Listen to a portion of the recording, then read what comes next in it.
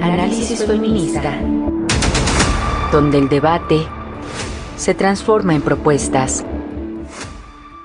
En esta nueva emisión de Análisis Feminista. Yo soy Lisbeth Ortiz Acevedo y bueno, estoy ahora supliendo a la periodista Lucía Lagunes Huerta.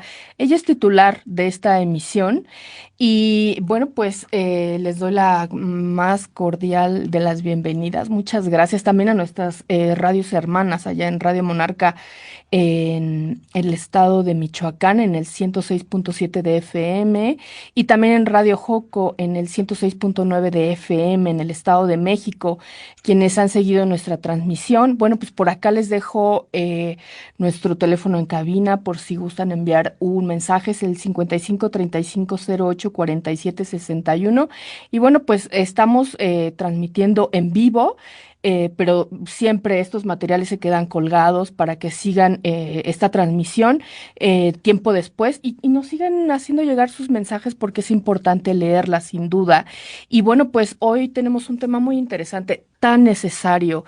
Hay que hablar porque se viene el Día Internacional de las Trabajadoras del Hogar. Ese día se conmemora cada 30 de marzo y nos permite reconocer la labor esencial que hacen millones de mujeres en los hogares, pero no solamente en los hogares, en las oficinas, en todos lados, muchas veces en condiciones de desigualdad, casi siempre, ¿no? Desafortunadamente en condiciones de desigualdad, de informalidad y sin acceso pleno a sus derechos laborales. Y bueno, pues esta fecha nos permite traer a la mesa a las especialistas para saber cómo hemos avanzado, cómo han avanzado las mujeres que se dedican a esta labor, cómo va la situación en todo el tipo de circunstancias en materia de derechos laborales, el acceso al crédito, si ya las afiliaron al IMSS, cuánto hemos avanzado, en fin. Y bueno, para este tema tan importante, porque hay que hacer un reconocimiento. Sin ellas no habría un trabajo real, no podríamos ejercer la vida tal cual la conocemos. Y bueno, para poder presentar a nuestras invitadas, le doy la bienvenida a María de la Luz Padua Orihuela, y es secretaria general colegiada del Sindicato Nacional de Trabajadores y de Trabajadoras del Hogar. Muchas gracias por estar aquí esta mañana, María de la Luz. Anda ahí en trayecto, muchas gracias. Bueno, pues presento mientras a Carolina Grajales Valdespino. Ella es profesora en el posgrado de la Escuela Nacional de Trabajo Social de la UNAM. Hola, Carolina. Hola, ¿qué tal? Muy buenos días. Muchas gracias por permitirme conversar esta mañana con ustedes y por conocer los avances en este 2026. Sin duda es una fecha importante para conocer, pero sobre todo los retos que hemos tenido y la circunstancia en cómo están viviendo las mujeres trabajadoras del hogar esta circunstancia. A ver, quiero comenzar. Carolina.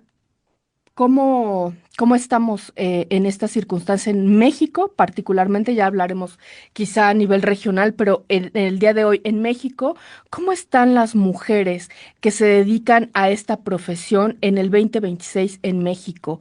¿Cuáles son los retos a los que se están enfrentando a pesar de las firmas, de los convenios, de la OIT, a pesar de todo lo que se ha exigido, que tengan seguridad social, que tengan derechos laborales? Hoy, en este 2026, ¿cómo están las mujeres que se dedican a esta labor? Bueno, buenos días. Muchas gracias por la invitación. Me parece un tema tan relevante. Y en México, más de 2.4 millones de personas se dedican al trabajo del hogar y hay que aclarar, bueno, que el 92% de esas personas son mujeres. Entonces es un número muy alto. Y ellas han insistido, como nos dirá Marilu, en ser llamadas trabajadoras del hogar y no trabajadoras domésticas porque tiene como una connotación de discriminación. Y algo que predomina es la discriminación, eh, las formas, hay un maltrato, abuso muchas veces de las personas que las emplean y hasta de las malas condiciones de trabajo. Como tú decías en la introducción, es un trabajo que se hace en las casas, es un trabajo que se hace en las oficinas pero el trabajo del hogar, sea remunerado en empleos o sea en la casa hecho por la mujer, es un trabajo que se ha descalificado normalmente, que para empezar no se reconoce como trabajo, porque viene desde el inicio de la humanidad, bueno, de la familia romana, cuando se construye la familia monogámica.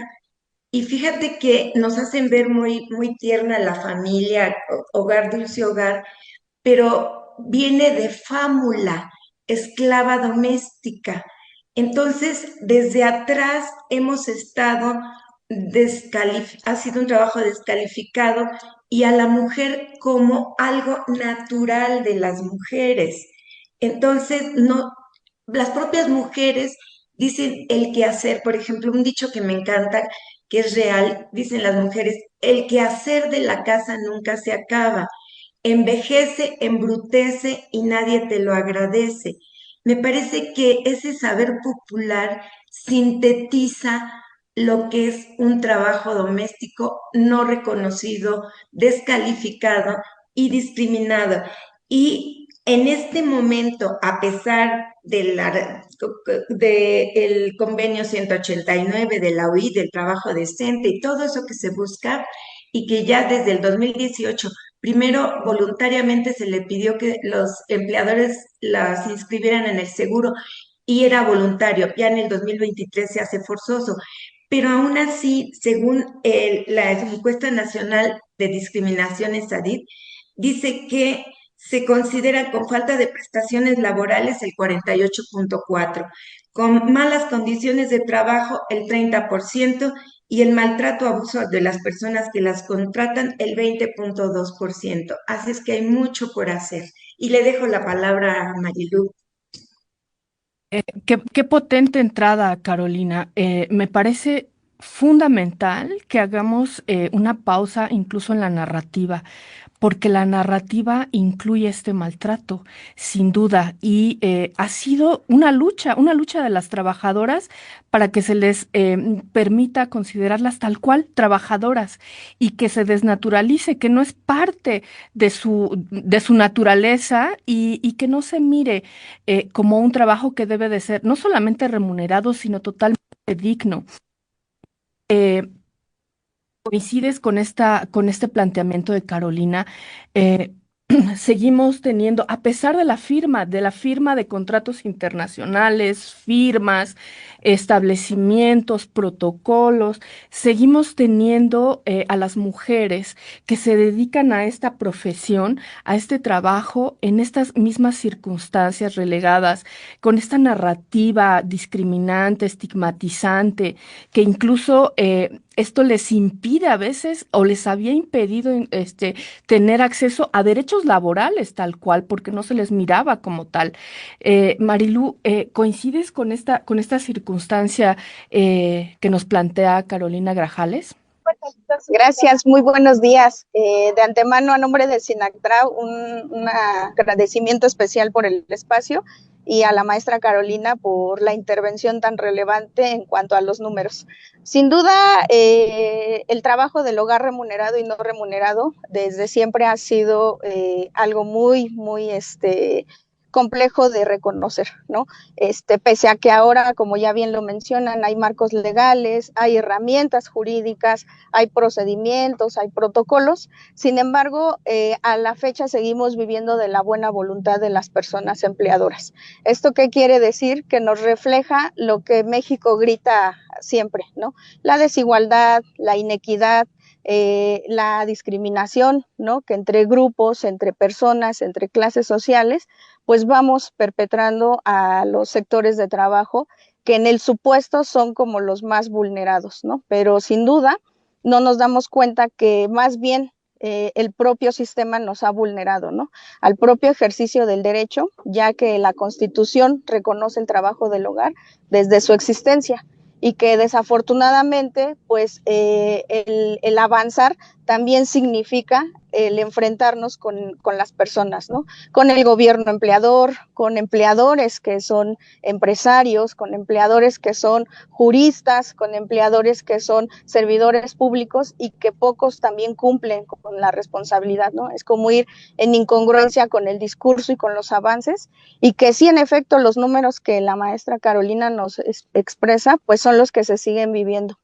Al día el sindicato atiende poco más de 5 compañeras en atención general, despidos injustificados, situaciones de violencia, de discriminación, principalmente también la búsqueda del trabajo digno, ¿no? Con un salario que reconozca su trabajo, que reconozca el valor del mismo y que pues sí, se alinee con los principios de la OIT, ¿no? Al igual trabajo, igual salario, y en la búsqueda también de buscar estos espacios para organizarse, para defender sus derechos, pues también existen las reacciones por parte de los empleadores, ¿no? Un derecho que pues también como persona trabajadora en el ámbito que te encuentres, pues puedes ejecutarlo y puedes tú también pertenecer a alguna organización que te defienda, que te represente, pero en nuestro caso también vienen las limitaciones, ¿no?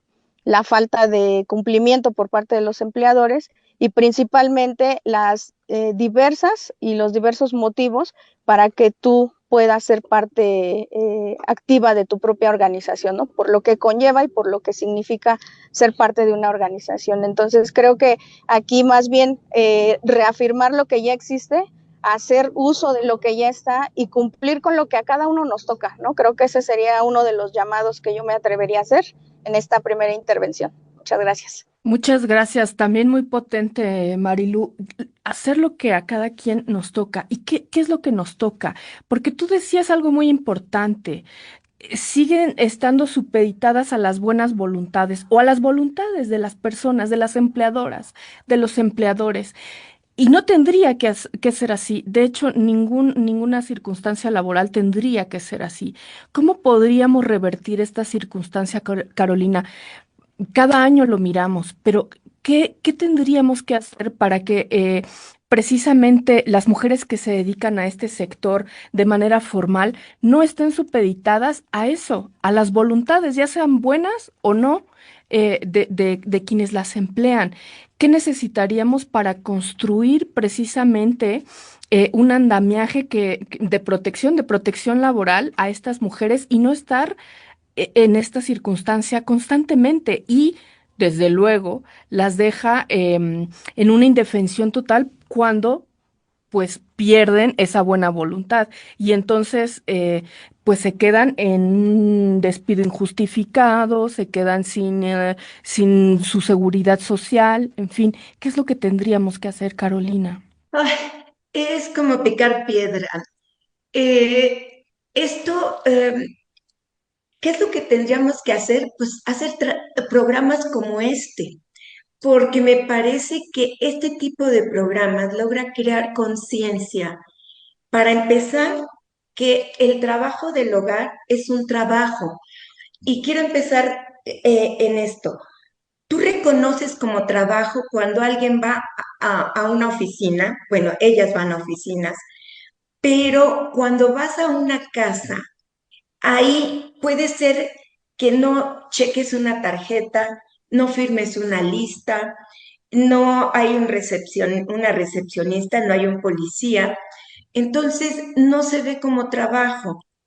Y además nos han hecho creer que, como ya decía anteriormente, a nosotras nos toca la doble jornada. Entonces, el hecho de ver a alguien barriendo y trapeando ya está descalificado. Por ahí dice alguien, eh, lo que se feminiza se desvaloriza. Entonces, tú la ves trabajando y puedes decir, ni siquiera lo ves para empezar, ¿no? Sino piensas que se hace mágicamente. Y habría que reconocer que, por ejemplo, no hay en un museo tú no ves una sopita de fideo, un florerito en una mesa puesta deliciosa para atender. Y el trabajo del hogar te da calidad de vida. El trabajo del hogar permite que tu metabolismo, que tus fuerzas vitales, que tus nervios, que tu cerebro, que tus músculos se descansen. La sábana que huele a jabón, el cuadrito en la pared, la mesa limpia con el mantelito, la sopita caliente, es calidad de vida. Pero como se consume en el momento, no existe. Son bienes de uso que se consumen. Entonces, y además, por otro lado, a las mujeres, tramposamente a través de los inocentes juguetes infantiles con roles estereotipados, a las mujeres nos expropian el cuerpo y nos entrenan socialmente para tener una casita, una planchita, una freidorcita, una jarrita, un juego de té, todo en diminutivo, pero todo entrenándote para expropiar tu cuerpo para otros, para ser buena madre, buena ama de casa, buena esposa. O sea, te están internalizando que eres la que va a hacer eso. Entonces tú lo vas naturalizando, todo mundo lo vemos así, pero no nos hemos dado cuenta que el capitalismo y el patriarcado se han unido para explotarnos. Hay un libro muy interesante de Nancy Fraser, Capitalismo Caníbal, que dice cómo se apropia de la fuerza de trabajo, del trabajo de las mujeres gratuito, no reconocido, de la naturaleza, cómo es extractivista y nos extrae la fuerza de trabajo. Entonces, para cambiar tendríamos que cambiar los libros de texto, los juguetes infantiles, las instituciones, los mensajes en las redes, Tecate, en fin, todo temas, bueno, ya les estoy haciendo propaganda, perdón, tendríamos que cambiar, empezando por las mujeres, por las niñas, perdón si eh, querías decir algo. Totalmente de acuerdo, Carolina. Necesitamos una transformación radical que nos permita la dignidad, primero a la mujer que está trabajando y dedicándose a esto, y la otra es como empleada, como una trabajadora con derechos. Voy a hacer nuestro primer corte. Me parece fundamental que sigamos hablando de esta transformación tan necesaria que necesitamos culturalmente hablando. Y Marilu, vamos a retomar el tema y también te quiero preguntar al regresar sobre los límites, porque parece que las que los tienen que poner, pues es la misma trabajadora. La trabajadora del hogar es quien tiene que hacerlo por sí sola, porque no hay un andamiaje que la acompañe. Bueno, pues vamos a hacer esta primera pausa. Esto es análisis feminista. Les recuerdo el número por acá en cabina es el 55 3508 4761. Este espacio es de la periodista Lucía Lagunes Huerta. Yo soy Lisbeth Ortiz Acevedo y bueno, también les recuerdo que estamos por ahí en las redes sociales para que nos escriban, para que nos envíen los mensajes. Y bueno, pues en breve volvemos. Adelante. En el marco internacional de las trabajadoras del hogar, es importante reconocer la labor fundamental que realizan millones de mujeres que sostienen la vida cotidiana desde los hogares. En México, de acuerdo con el Instituto Nacional de Estadística y Geografía, más de 2.3 millones de personas se dedican al trabajo del hogar remunerado y cerca del 90% son mujeres. A pesar de su importancia, la mayoría enfrentan condiciones de informalidad, bajos salarios y falta de acceso a derechos básicos como contratos, vacaciones o seguridad social. Aunque en años recientes el Instituto Mexicano del Seguro Social impulsó un programa para incorporar a trabajadoras del hogar al sistema de seguridad social, la cobertura aún es limitada frente a la magnitud del sector. Este día no solo es para reconocer su trabajo, sino para exigir condiciones dignas, igualdad laboral y el pleno respeto a sus derechos humanos, porque garantizar justicia para las trabajadoras del hogar es también avanzar hacia una sociedad más equitativa. Quédate en Análisis Feminista. Bien, Estamos aquí de vuelta y bueno, pues muchas gracias por seguir acompañándonos. Y estamos hablando de un tema muy importante, tan necesario, porque se nos viene el Día Internacional de las Trabajadoras del Hogar, que se conmemora cada 30 de marzo. Y bueno, pues para hablar del tema, invitamos a dos especialistas. Ella es María de la Luz Padua Orihuela y es secretaria general colegiada del Sindicato Nacional de Trabajadores y Trabajadoras del Hogar, y a Carolina Grajales Valdespino, y es profesora en el posgrado de la Escuela Nacional de Trabajo Social de la UNAM. Y bueno, pues nos quedamos con prácticamente una revelación, Carolina. Nos decías, hay que hacer una transformación desde la manera en cómo nos educan a las mujeres para ser las cuidadoras de la sociedad, que se naturalice el ser cuidadoras desde niñas y hacer una transformación desde lo que consumimos, pero estamos hablando de todo, desde los juguetes, de lo que escuchamos, de lo que comemos, de absolutamente de todo, esta transformación cultural para poder entender la importancia que tiene este trabajo, porque prácticamente el trabajo de la sociedad está sustentado en las trabajadoras del hogar. Sin ellas sería imposible seguir adelante. Y yo te preguntaba, Marilu, si tú coincidías también con esta transformación tan necesaria, cultural, que tendríamos que hacer para poder darle esta connotación de dignidad a las mujeres empleadas del hogar. Y no solamente eso, ¿cómo es que enfrentan, que tú que tienes algunos de los casos, ustedes trabajan con algunos de los casos, cómo tienen que poner esos límites hacia sus empleadoras, a sus empleadores, cómo tienen esta vida laboral, cómo tienen que ejercerla para poner esos límites y poder exigir esa dignidad mientras están desempeñando su labor? Claro que sí. Sí, yo creo que coincido totalmente con la maestra Carolina. Sin duda el tema de transformar, pero yo creo que aquí ya es el momento en que también se vea a la parte empleadora que no está asumiendo su responsabilidad. Es decir, si ya se ha legislado, si ya se han creado diversas leyes, protocolos y demás que mencionaba, yo creo que aquí quien sí debe de asumir esa responsabilidad es la persona empleadora, ¿no? Partiendo del reconocimiento precisamente de la relación laboral y como lo establece la Ley Federal del Trabajo. En principio, el contrato de trabajo en cualquier espacio de trabajo le corresponde a la persona empleadora. No llegas a ninguna empresa o ningún espacio si no es la propia empresa quien te proporciona ese contrato.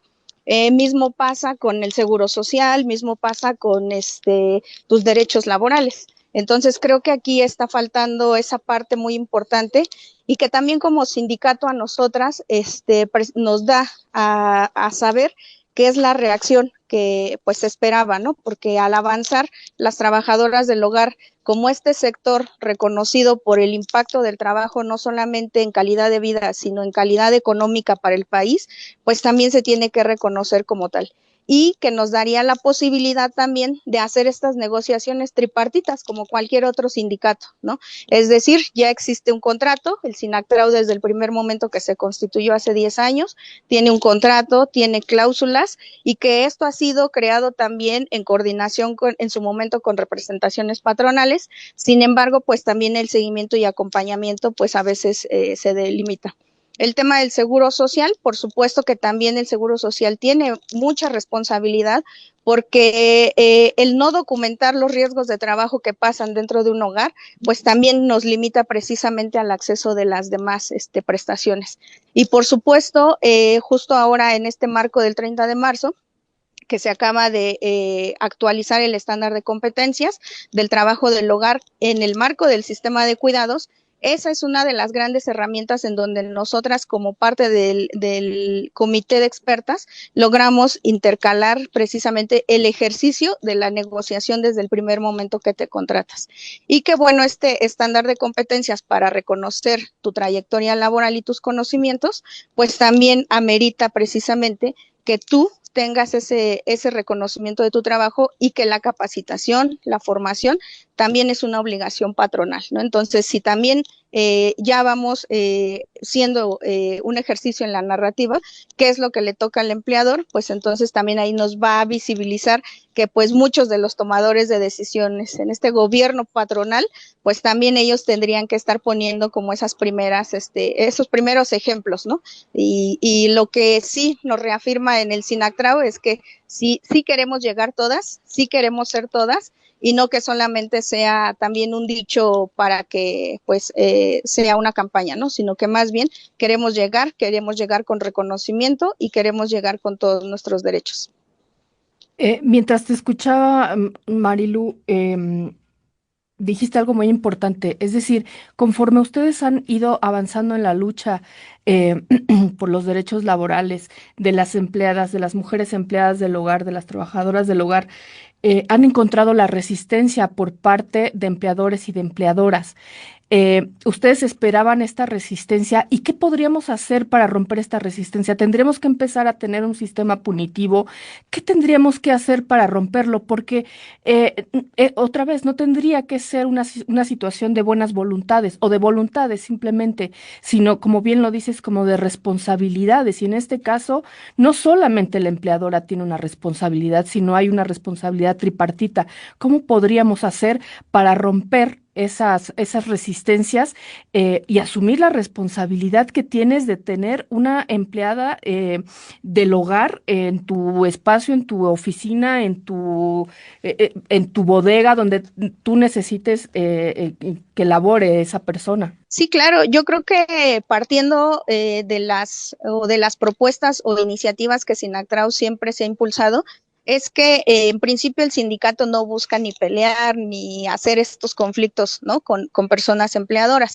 Sin embargo, lo que sí hemos tratado de hacer siempre es el llamado a que se organicen como esa representación patronal para que haya precisamente estas negociaciones y estos diálogos se lleven a mesas tripartitas como cualquier otra organización representativa de trabajadores. En esencia, también yo creo que algo que está faltando es el involucramiento de las propias personas empleadoras al ejercicio de las obligaciones como lo es, ¿no? El IMSS hace campañas, la Secretaría del Trabajo hace campañas, hay portales donde hay contratos, el propio Estado de Jalisco hizo en su momento una campaña para enviar cartas y demás, y sin embargo, pues bueno, el tema que sigue ahora sí que varado ahí es pues esta voluntad, ¿no? Del cumplimiento de una obligación que no solamente es para reconocimiento del trabajo, sino que precisamente para cómo este acuerdo laboral y este reconocimiento también va a dar calidad de vida a la trabajadora, ¿no? Entonces, y no solo a ella, sino a su familia, a su entorno, y obviamente en cuestiones gubernamentales, pues también nos va a ayudar a documentar lo que muchas veces ha hecho falta, ¿no? No sabemos dónde se encuentran los empleadores, no hay bases de datos que nos digan cuáles son las colonias, aunque yo creo que todos lo sabemos, pero no tenemos estos datos duros que nos reflejen precisamente dónde estamos las trabajadoras, qué pasa con las trabajadoras de planta, de entrada por salida, las que ya estamos en modalidades de 4 horas, porque ya no hay tampoco salario por parte de los empleadores, que a su vez también son clase trabajadora, que se cubra ya una jornada de 8 horas, ¿no? Entonces creo que sí hace falta de las 3 partes hacer este ejercicio y sentarnos, ¿no? Dialogar, acordar y principalmente hacer acciones que sí impacten en la vida de nuestras compañeras. Qué interesante. Carolina Grajales, escuchaba también a Marilu, nos decía un poco, estas campañas se necesitarían, estas campañas con un tono pedagógico, de alguna manera, para entender cómo serían las responsabilidades de empleadoras y empleadores, se necesitaría hacer como campañas de difusión enorme, pero también algo importante, esta base de datos de la que nos estaba hablando. ¿Dónde están estas mujeres? Exactamente con quiénes están, en qué condiciones están. O sea, tendríamos que tener este censo de alguna manera, Carolina. Nos hacen falta muchas cosas todavía. Claro, para empezar, me parece importantísimo que haya un sindicato. Digo, esa es parte del convenio 189 que dice la libertad de asociación y la libertad sindical, y eso es un avance. Y yo pienso que, pero además la tarea de verdad es difícil porque según el CONAPRED, el Consejo Nacional de Prevención de la Discriminación, 9 de cada 10 mujeres comenzó a trabajar siendo menor de edad.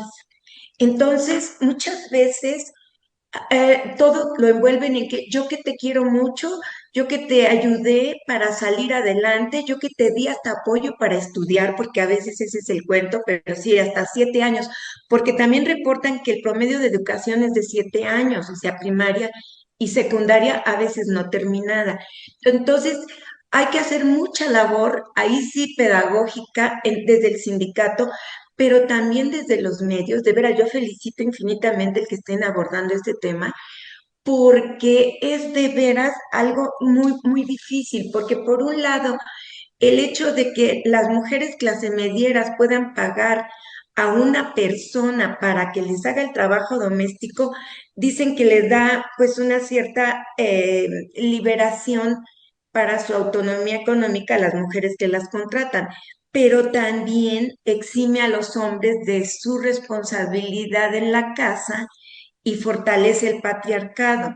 Entonces, ahora, con todo y que desde el sexenio pasado se acabó con el outsourcing o subcontratación, me estaba contando una alumna que firmó un contrato de renuncia en lugar de un contrato laboral para algo que estaba haciendo. Es una estudiante que la contrataron para un call center, alguna cosa. Firmó un contrato de renuncia porque en cualquier momento la pueden correr. Entonces, de veras, sí, cuando decimos hay que orientar a las políticas públicas, creo que las políticas públicas ahorita están orientadas. Lo que hay que hacer es una labor monumental con las propias trabajadoras y las propias mujeres. De veras que el feminismo está más justificado que nunca, o los feminismos, porque no está sencillo. O sea, quitan el outsourcing, pero empiezan a hacer muchos trucos. Entonces, de veras, no sé cuántos agremiados tiene el sindicato, agremiadas, pero me parece que hay que hacer una labor titánica con las compañeras porque a veces las políticas están muy bien, pero en la realidad, abajo, donde pasan la realidad de la vida, nos falta mucho. Habría que convencerlas de tener un contrato, porque una clave es que se haga el contrato, no de renuncia, sino un contrato laboral, que sería el primer elemento del convenio, y negociar la remuneración, pero ahí establecida y firmada, y la seguridad social. Creo que por ahí se ha apoyado mucho, pero nos falta que las compañeras demanden sus derechos, el ejercicio de los derechos. Yo recuerdo alguna vez a un policía, le dije, usted no sabe con quién está hablando, y me dijo, ¿con quién? Con una ciudadana que conoce sus derechos y los ejerce. ¿Cómo ve? Entonces, ¿por qué eso tendríamos que hacer? Conocer nuestros derechos y ejercerlos. Felicidades por ese sindicato y por el programa de radio. Carolina, qué buena intervención, me parece extraordinario. Ojalá fuera este mundo solamente de conocer nuestros derechos. Yo creo que lo tienen perfectamente claro las mujeres que se dedican como empleadas del hogar, eh, pero cuando tú lo bajas y lo aterrizas al día a día, ¿cómo pones el límite cuando te dice, bueno, yo te ayudo, ¿no? O tú me ayudas. Y entonces, sí, pero necesito que te presentes 6 de la mañana en vez de las 8, porque, ¿no? Y entonces apoyos, son apoyos, son apoyos. Y no, precisamente pones un punto crucial sobre la mesa, que es el contrato laboral. Y eso no se acostumbra. Marilu, no hay costumbre de esa circunstancia en este país. No importa, podemos estar hablando de mujeres con poder económico, pero también con empresas, y no se acostumbran esos contratos, se evaden esas circunstancias, y eso es, yo creo que uno de los primeros topes que tenemos enfrente en el tema de derechos laborales para empleadas del hogar, es decir, hacer un contrato digno, la redacción de un contrato digno, e incluso que tuviéramos el acceso a todas las personas a una redacción digna en una página de internet donde ya estuvieran estipulados todos todos los elementos que ustedes consideren necesarios que deben de incluirse en ese contrato laboral. ¿Qué más se necesitaría, Marilú? ¿Qué necesita saber una empleada, una empleadora o un empleador para estas mujeres? ¿Qué es lo que se necesita saber? Vamos a suponer, vamos a hacer un ejercicio que no saben, que no tienen idea de que ya hay derechos para estas mujeres y que ellos tienen y ellas tienen obligaciones. ¿Qué es lo que tendría que hacer una persona que esté interesada en contratar a una empleada del hogar? Sí, claro, yo creo que estas preguntas y este espacio y los conocimientos de la maestra Carolina son indispensables precisamente para ver cómo estamos también en el país, ¿no? En cuestiones de clase trabajadora en general. Y creo que la pregunta que haces en este momento es muy importante porque precisamente ese ha sido el trabajo desde hace muchos años, el que se hace en la lucha del movimiento de trabajadoras del hogar, de decirles a los empleadores qué deben hacer. Pero yo creo que aquí sí es importante el involucramiento real de ellos mismos y verlo como beneficios, no como esta relación ríspida, ¿no? De que hay un contrato me va a demandar. De todos modos podemos demandar porque un contrato de trabajo verbal tiene la misma validez que un contrato de trabajo por escrito. El tema aquí es, creo que también algo que debe de generar un poco más de conciencia es la agenda que hoy día también está, ¿no? Con el tema de cuidados. Hasta dónde también el impacto de contar con una persona que haga este trabajo en tu casa también beneficia a tu entorno, como ya lo decía la maestra Carolina, cómo beneficia a tu desarrollo personal.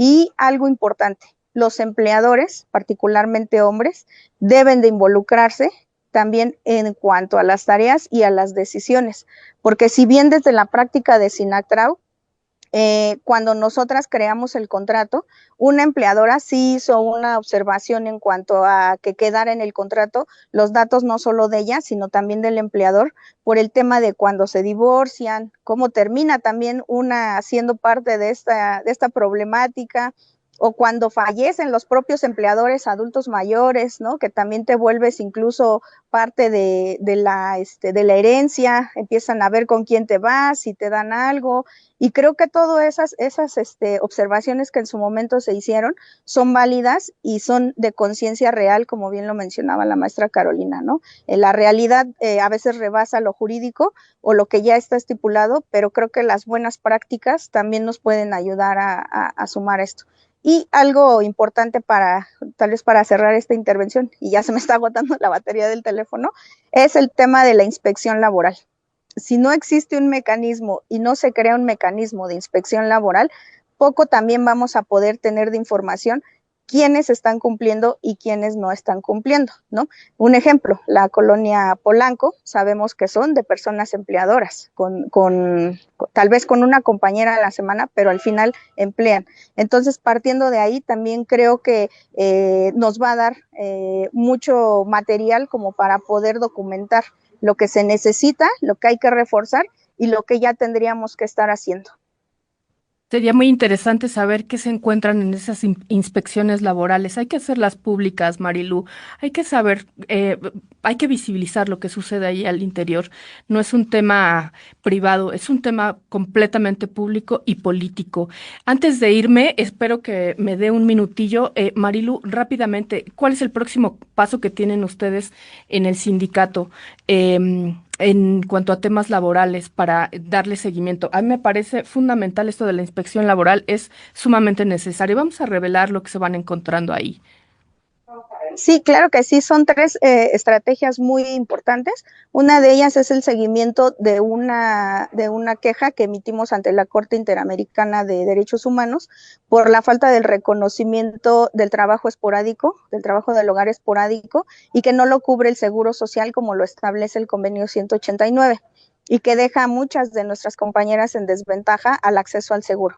Es decir, actualmente, si el día jueves yo voy a laborar y solo ese día mi empleador me ha contratado y me ha registrado al IMSS, solo ese día tengo seguro. Si me enfermo o pasa algo al otro día o un día antes, no puedo asistir al médico. Otra de las acciones es que hemos emitido también una carta a su equipo jurídico de la presidenta para dar seguimiento principalmente a la seguridad social y al tema también de la inspección laboral, ¿no? Generar o crear mecanismos que nos garanticen la inspección laboral y que se reconozca el trabajo, ahora sí ya sí se reconoce, pero que sí se reconozca el centro de trabajo, la Casa de los Empleadores, como un centro de trabajo, y por supuesto nosotras seguir con la afiliación constante de las compañeras y la participación activa de las mismas, integrando en nuestras cláusulas de nuestro contrato los permisos sindicales para poder participar activamente en las mismas. Carolina, pues muchas gracias. Espero que no se nos acabe la batería. Ya estamos por terminar este bloque. Carolina, muchas gracias. Carolina Grajales Valdespino, muchas gracias por conversar esta mañana con nosotras. Vamos a seguir sin duda esta agenda porque es una agenda muy potente, muy necesaria y desde luego que muy política. Vamos a darle Claro. seguimiento a todo esto que nos ha dicho Marilú y en agradecimiento con ambas por conversar con nosotras esta mañana y sigamos en la cobertura. Un abrazo a ambas. Gracias por la invitación. Buen día. Muchas Gracias, un gracias. gusto. Hasta Un luego. gusto. Al Hasta contrario, luego. muchas gracias. Bueno, pues ya para el último bloque de esta emisión, les recuerdo que es la titular, la periodista Lucía Lagunes Huerta. Yo estoy en su lugar, yo soy Lisbeth Ortiz Acevedo. Y bueno, pues también les invito a que utilicen el CIMAC Radio o Periodismo Feminista. Y bueno, vamos con el siguiente tema. Y bueno, pues para eso quiero darle la bienvenida por ahí a ver si ya está conectada. Sí, está la doctora Carolina Pacheco Luna. Ella es académica de la UNAM. Muchas gracias, Carolina. Buenos días. Gracias por conectarte con nosotras para esta charla. Hola, buen día, Lisbeth. Qué gusto estar contigo en este espacio. Gracias por la invitación. Al contrario, muchas gracias. Bueno, pues te invitamos para hablar sobre algunas denuncias recientes que se tuvieron por el tema de abuso sexual contra un histórico líder del movimiento campesino en los Estados Unidos. Y bueno, pues esto ha abierto un debate importante, bueno, pues por varias aristas. Uno, pues las figuras emblemáticas en los derechos civiles, ¿no? Estos líderes.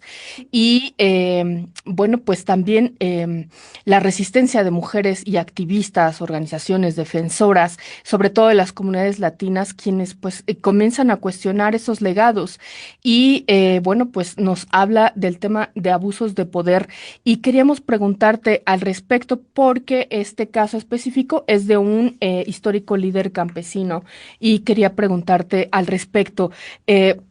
Sin duda el tema de Estados Unidos es bastante complejo, ya con el tema migratorio y los derechos civiles es muy complejo y bueno, se suman estas circunstancias con este líder campesino a quien se le ha denunciado por abuso o violencia sexual. Ujú.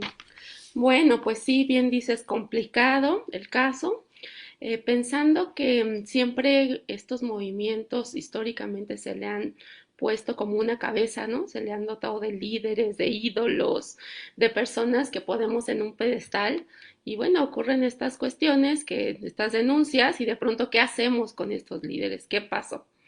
Y bueno, me gustaría reconocer pues varios puntos sobre este tema. Lo primero sería como el papel del periodismo de investigación en estos casos, ¿no? Que las mujeres periodistas, en este caso pues un equipo de trabajo de investigación, de periodismo de investigación, encabezados por Sarah Hughes y Manny Fernández, que estuvieron pues dándole seguimiento a estos casos con más de 60 testimonios, ¿no? Entonces, de lo que nos habla es precisamente de un patrón sistemático en la violencia y también de la dificultad para demostrarlo, ¿no? Tenemos que juntar un conjunto de voces para que nos crean, para que las mujeres que son víctimas tengan este derecho a su voz, a su verdad, ¿no? Y nos habla pues de estas relaciones de poder y de esta dificultad para mostrar la verdad y la voz de las mujeres. Lo siguiente, pues los movimientos, ya lo decías tú, la parte del movimiento. Hoy me parece muy importante pues hablar de esto que hemos nombrado como la interseccionalidad, ¿no? Hay que cruzar varias opresiones y casualmente siempre se nos olvida la de género, ¿no? Entonces, darle esa prioridad a la perspectiva de género, al sexo género, ¿no? Al eje como presión principal estructural de las sociedades, me parece súper importante, ¿no? Darle esa prioridad.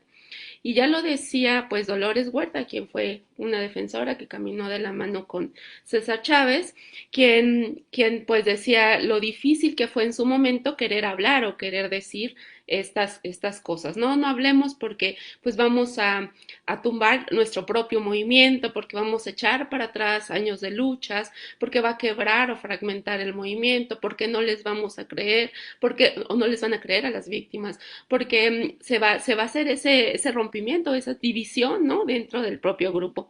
Entonces, nos hace pensar justo que no es fácil para las víctimas hablar y que una de las acciones principales dentro de los movimientos a favor de las mujeres ha sido romper este silencio, que tiene que ver con la vida privada. Entonces, muy agradecida, incluso ahorita, después de 60 años, ¿no?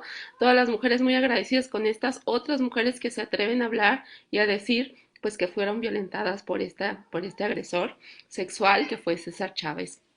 Y saber que en todas las épocas van a ser revictimizadas, ¿no? Ahorita decían que si Dolores Huerta tenía 12 hijos o bueno, cuántos y que cuántos había regalado y que pues eso, poner en duda el cuestionamiento que ella hace sobre la conducta de abuso sexual de César Chávez.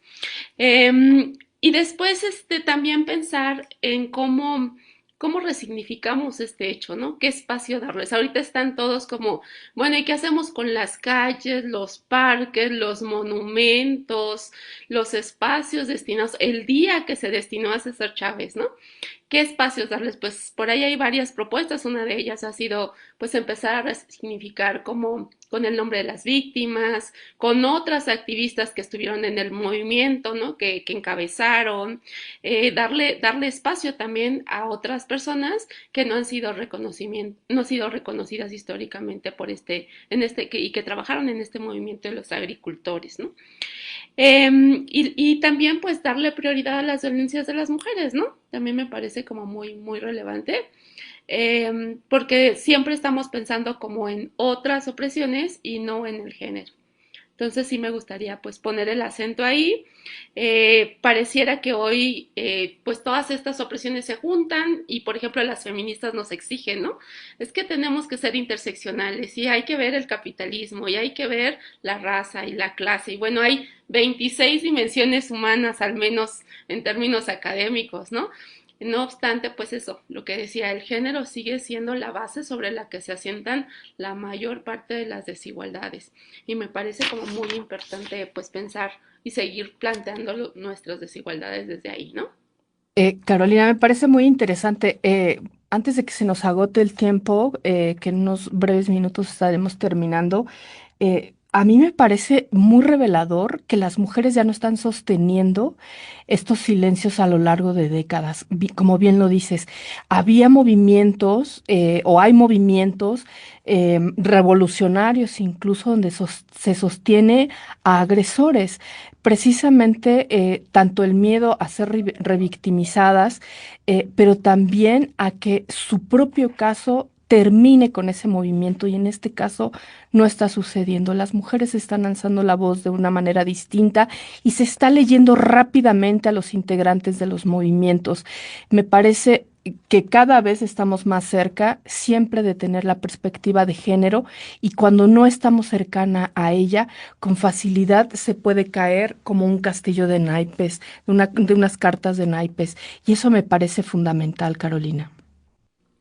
Sí, las mujeres están rompiendo el silencio y no es lo único que hacen, ¿no?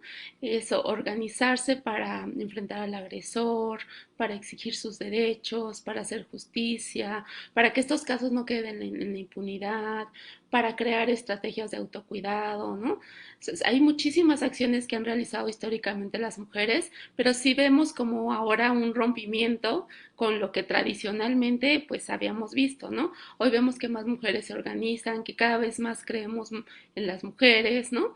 En otras mujeres y en que han sido víctimas de violencia en particular. Entonces, eso nos está dando como otra forma de capacidad de agencia, ¿no? Y una capacidad de agencia que nos atraviesa a todas a partir de la violencia que hemos estado padeciendo, ¿no? Comprender que estos casos, decía yo, pues son parte de la vida privada, pero no solo se queda ahí, sino que trascienden al espacio público y que nos toca a todas, o sea, por ejemplo, yo doy clase de violencias y cuando empiezo a hablar con mis alumnas, esto les ha pasado, ¿no? Y todas levantan la mano. Es como esta parte de darnos cuenta que a todas nos está pasando.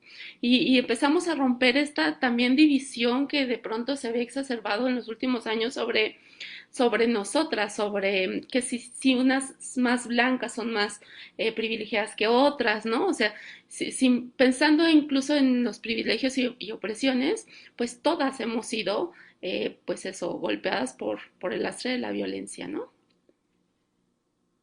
Ha sido muy agradable poder platicar esta mañana contigo.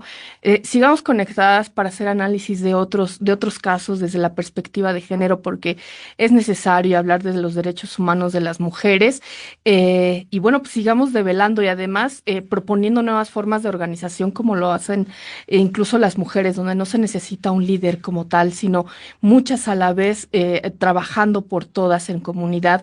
Y eso me parece muy revelador y que le rompe de alguna manera el patrón al patriarcado y rompe precisamente con este tipo de movimientos donde solamente un líder termina siendo pues el agresor sexual y parece que tiene todo el cúmulo del simbolismo de un movimiento, pero no lo es. Muchas gracias, Carolina Pacheco Luna. Gracias por esta mañana estar con nosotras. Ella es académica de la UNAM. Y bueno, pues en breve seguiremos platicando de este y otros temas más. Muchas gracias, claro que sí, con gusto. Saludos. Al contrario, pues muchas gracias. Yo le agradezco a la periodista Lucía Lagunes Huerta, quien me dio la oportunidad de estar aquí esta mañana en su lugar. Y bueno, pues ella estará ya para dentro de 8 días aquí en su espacio. Y antes de irme, bueno, pues yo les quiero agradecer aquí a la producción, a mis compañeras, a mis compis Yasmín Hernández y Georgina Monroy, quienes hacen posible este programa de forma técnica, lo cual es muy loable porque no hay muchas mujeres dentro de las máquinas y eso es maravilloso. Les recuerdo que nos pueden escuchar de forma simultánea en el 106.7 de FM en el estado de Michoacán y también en Radio Joco en el 106.9 de FM, ubicada en el municipio de Jocotitlán en el estado de México. Y bueno, pues nos escuchamos ya para el próximo miércoles a las 11 de la mañana en Análisis Feminista. Yo soy Lisbeth Ortiz Acevedo y me encuentran por ahí en las redes sociales como @lamuylibre. Muchas gracias y hasta la próxima. Análisis feminista, donde el debate se transforma en propuestas.